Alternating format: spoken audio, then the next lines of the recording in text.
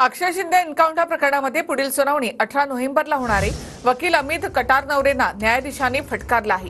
प्रसिद्धीसाठी एन्काउंटर स्थळी तपास कसे करू शकता असा सवाल न्यायाधीशांनी केला।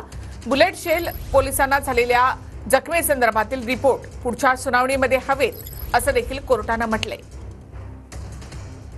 अक्षय शिंदेचा फॉरेन्सिक रिपोर्ट आहे का? गोळी नेमकी कुठे गेली असं न्यायाधीशांनी विचारलंय। गोळी गाडीच्या टपाला लागून बाहेर गेली असं सरकारी वकिलांनी कोर्टात सांगितलं।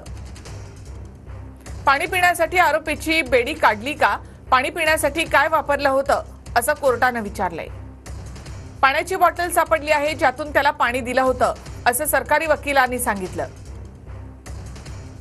4 गोळ्या झाडल्या ना, मग 4 बुलेट शेल आहेत का असा सवाल कोर्टाने केलाय। 2 बंदुकीमधून या 4 गोळ्या झाडल्या, मग 2 वेगळे बुलेट शेल आहेत का असा सवाल देखील कोर्टाने केला आहे। मृतदेह हा त्या घटनेचा सायलेंट विटनेस असतो असं कोर्टाने म्हटलंय। बॅलिस्टिक रिपोर्ट, बुलेट शेल, पोलिसाला लागलेल्या गोळीची जखम याचे पुरावे पुढच्या सुनावणीमध्ये हवेत असं कोर्टाने म्हटलंय।